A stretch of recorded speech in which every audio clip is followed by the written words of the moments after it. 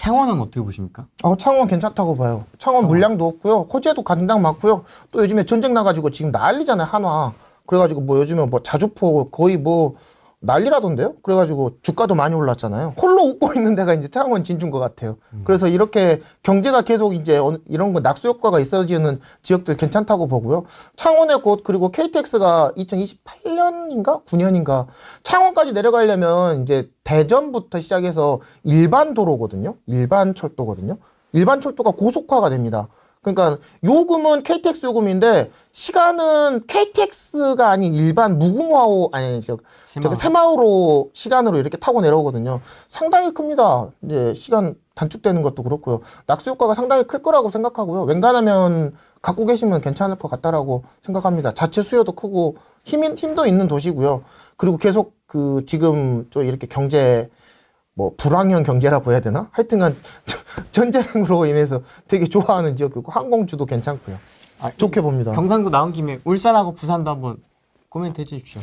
부산 같은 경우에는 부산 같은 경우는 미분양이 계속 쌓이고 있는데요. 이게 미분양이 대규모 택지개발지구가 지금 조성이 되고 있는데 외곽이긴 한데 강서구에 외곽이긴 한데 그 택지 물량들이 되게 지금 계속 공급이 되어지고 있거든요.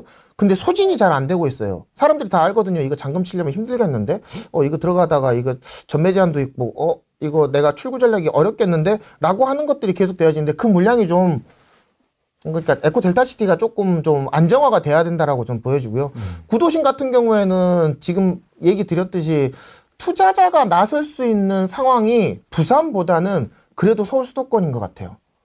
그러니까 서울에 있는 사람들이 부산으로 안 가고요. 부산 자체 투자자들도 부산 자체에 투자를 잘 꺼리고 있어요. 지금 부산이 좀 투자의 성지였잖아요. 성지다 보니까 피를 좀 많이 보신 분들이 많아서 그런 것들도 조금 좀 수요를 지금 많이 억눌러 놓은 상태거든요. 그렇다 보니까 좀 시간이 좀 필요하다고 생각돼가지고요. 울산 물어보셨는데 울산은 부산을 따라가는 지역이거든요. 울산이 오르려면 부산이 먼저 폭등을 좀 해줘야 돼요. 그래야지 이제 반대로 이야기하자면 부산을 놓치면 울산으로 달려가면 됩니다. 그래서 울산 같은 경우에는 부산을 좀 지켜보면서 같이 좀 가셨으면 좋겠어요. 울산 뭐 남구 지금 뭐 이렇게 학군도 괜찮고 뭐 동구 쪽에 지금 뭐 신축 나밖에 없는 데라고 하는데 수요 자체 입장에서 봤을 때는 울산보다는 부산이 낫고요. 부산에서는 조금 이제 강서구에 있는 델타가 명지도 지금 힘을 못 쓰는데 델타가 힘을 쓰겠습니까? 그래서 이런 것들이 좀 정리가 좀 돼야 정리하려면 뭐가 필요하다? 시간이 좀 필요할 것 같습니다. 원주를 물어보시는데요. 원주 투자 저도 많이 했습니다만 누누이 얘기 드리자만 저는 원주에 물건 한 개도 없어요. 다 팔았습니다. 누누이 얘기하지만 물량 소나기는 맞을 필요가 없어요. 여러분 있으시면 조금 손해를 보더라도 정리하시고요. 한 번 갈아타게 돼서 두 번째 갈아탔을 때 팔 수 있다라는 보장도 없고요. 그때 보장됐을 때 계약갱신 청구권이 안 날라온다는 보장도 없고요. 그걸 들어갔을 때 6년 갖고 있을 가능성도 높거든요.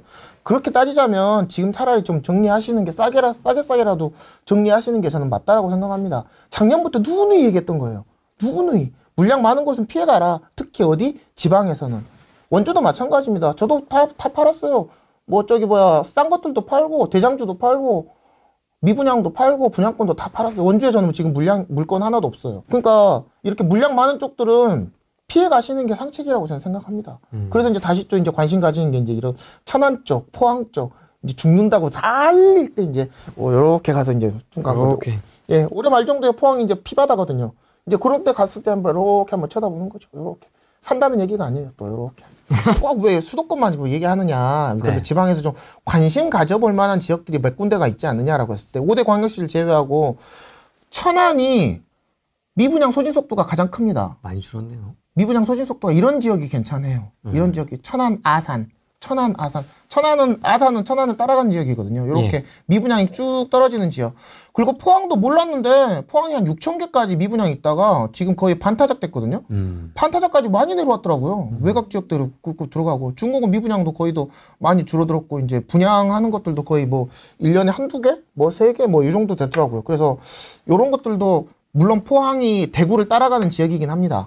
그래서 이제 이런 것들도 한 번씩 미분양 이렇게 사라지는 속도들하고 입주 물량들을 지금쯤 한번 관심 가져보시면 사라는 게 아니고 이런 지역들도 한 번씩 이제 서울 수도권에서 할 것 다 했으면 한 번 정도 관심 가져볼 지역들이 저는 이런 지역들이라고 생각합니다. 입지보다 더 중요한 게 저는 잘 몰랐어요.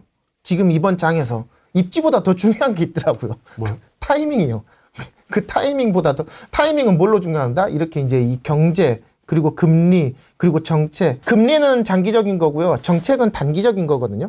그래서 단기적으로 부동산 시장을 살리고 죽이고 뭐 1년 단위로 뭐 이렇게 엎어치고 대치고 할 수 있는 거는 정부의 정책이고요. 그것보다 더 큰 것들이 이렇게 금리 정책이더라고요. 그래서 이런 것들을 먼저 알고 그다음에 정책에 따라서 올라갈 수 있는 것이 서울 수도권이고요. 서울 수도권보다 이제 조금 더 나중에 올라갈 수 있는 지역들이 저는 이렇게 미분양이 감소하는 지역들이 괜찮다라고 생각합니다. 아니 요거 사진도 좀 재밌네요. 이거 뭐 하고 있는 거죠? 지금? 열심히 팔고 있다 뭐 그 소리입니다.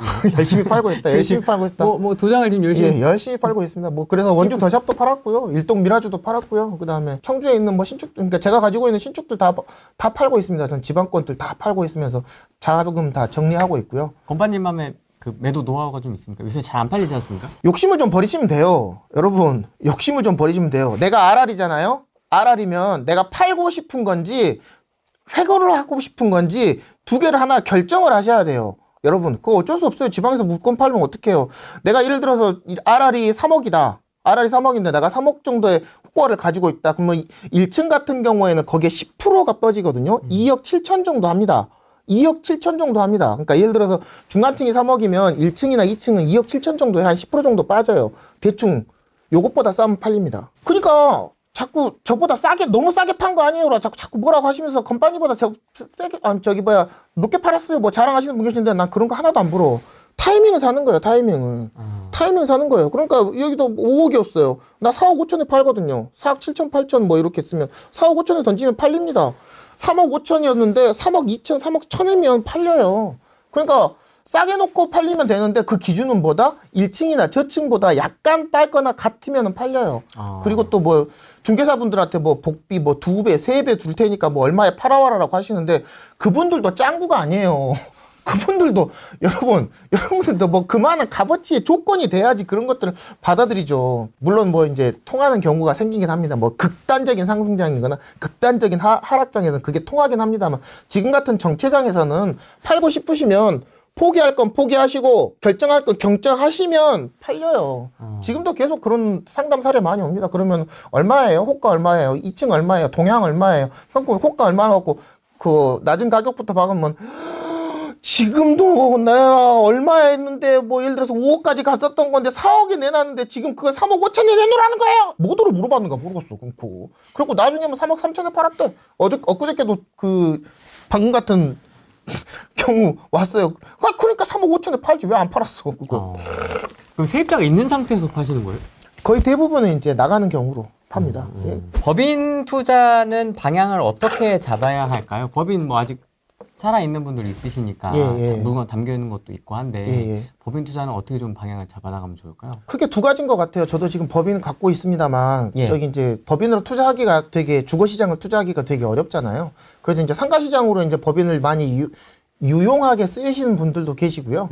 그다음에 사업으로 쓰시는 분들도 되게 많은 것 같아요. 고시원 쪽, 뭐 스터디 카페, 그다음에 뭐 저 아이스크림점, 뭐 이런 것들 뭐 법인카드로 이제 생활비 긁으면서 이제 매출액을 이제 상당 부분 상쇄시키잖아요.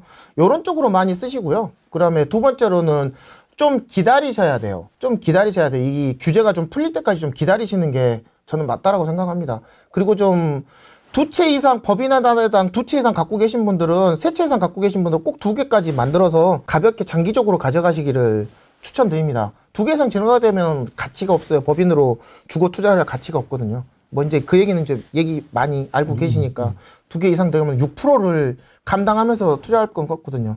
저도 법인에 이제 분양권은 집이 아니니까 이게 그 종부세 기준으로 이제 그거 두 개 이상 법인에다가 놔둬본 적은 없습니다. 물론 오피스텔도 많이 있긴 합니다만. 그래서 좀 기다리시면서 사업형으로 가시던가 아니면 자기의 물건을 좀 지키는 방향 몇 개? 두 개. 즉 올라갈 값어치가 있는 것들 두 개까지만 가져가시는 게 지금 법인 투자의 현명한 방법인 것 같아요. 그거 가지고 또 이제 확장을 한다던가 뭐 이런 시기는 아닌 것 같아요. 법인 투자 또 시기가 또 올 겁니다.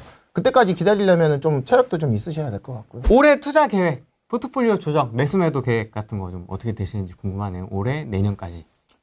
이런 거를 흐름을 가장 중요한 것 같아요. 그럼 흐름 중요한 것 같이 작년에 이제 그 사람이 거짓말이지 기계는 거짓말 안 하거든요. 제 네. 블로그도 보시면 작년에 제가 뭐 투자했고 뭐 팔았고 그다음에 이런 것들 다 나오겠지만 제가 작년에 투자했던 것들도 다 미분양이었어요.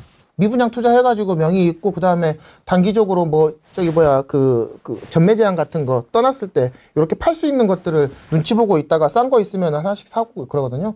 올해도 그럴 생각입니다. 수원 8달 8구역도 살려고 했는데 4층짜리가 넘어와가지고 안 산 거지. 나 그거 살라 그랬어요. 뭐 괜찮은 것 같아요. 그래가지고 이제 지금은 송도고 이제 효성지구도 나올 거고 계양구라는 게 또 호재가 되게 많거든요. 그런 지역들이 좋아질 지역들의 조건이 변하는 미분양들은 저는 괜찮다라고 생각합니다. 특히 어디 서울 수도권 인천 이런 쪽도 이제 이왕이면은 인천 아니 서울 남부가 괜찮겠지만 꼭 그런 걸 따지진 않고요. 이렇게 흐름적으로 봤을 때 괜찮다, 가격적으로 메리트가 있다, 출구 전략이 확실하다 이런 것들이 있으면 저는 투자할 생각입니다. 지금도 투자하고 있고요. 그래서 계속 뭐 이렇게 지켜보고 있습니다. 어디 어정쩡한 갭 투자 뭐 이런 거 할 생각은 없고요. 두 번째로는 이제 정리하지 아직 못했던 이제 분양권 하나 남았는데 이제 그건 좀 고민해봐야 시기인 것 같아요. 아, 팔지 말지에 대한 고민? 팔 수 있으면 팔았겠죠. 이제 잔금을 쳐야 되니까 이제 어떤 식으로 잔금을 쳐야 될지 이제 계속 고민하고 있습니다. 아, 덩어리가 좀 크군요. 예. 그래서 이제 지금 개인적인 이제 역량으로는 저기 잔금 치기가 힘드니까 좀 고민해보고 있습니다. 이럭저럭 어떻게 해야 되지, 저떻게 해야 되지 뭐. 해결하겠죠. 또 뭐 지금까지 살아왔는데. 여기서 쓰러지면 안 되잖아요. 계속 얘기 드리겠지만 무주택자, 1주택자 분들께서는 이게 흐름적으로 봤을 때 잘 나가는 놈들만 계속 잘 나갈 가능성이 높아요. 강남권 좋은 것들, 송파구 좋은 것들, 강도구 좋은 것들 그런 것들 좋은 지역들의 좋은 아파트들이 계속 수요가 몰릴 가능성이 높거든요. 똘똘한 한 채로. 지금도 그랬고 작년에도 그렇고 이런 규제가 강화될 때마다 이렇게 똘똘한 한 채에 대한 선호도는 높아질 수밖에 없거든요. 이제 규제 완화 정책이 조금 좀 퇴색하는 반항에서는 똘똘한 한 채에 대한 선호도는 더 좋아질 가능성이 높거든요. 그러면 지금이라도 조금 이렇게 좀 실거주이시라면 더 좋은 지역에, 학군이라도 좋은 지역에, 자기가 살고 있는 지역에서 조금이라도 더 좋은 아파트로 이사하시기를 추천드리고요. 저 같은 다주택 하시는 분들 같은 경우에는 좀 물건을 좀 정리하시면서 후위를 좀 대비하시는 게 저는 맞다라고 생각합니다. 투자하러 와가지고 자꾸 후위를 대비해라고 하는데 그래야 다음 탈을 준비할 수 있는 거예요. 올해 금리 인하는 저는 없다라고 생각하거든요. 이제 할 수도 있는데 금리 인하를 안 할 가능성이 더 높습니다. 저는 그렇게 생각하고 지금도 그렇게 하반기 가서도 이제 금리 인하 한다고 해놓고 안 하는 쪽가 되게 높아요. 지금 미국 경기가 되게 너무 좋아요. 너무 좋아요. 전기차 시장 좋고요.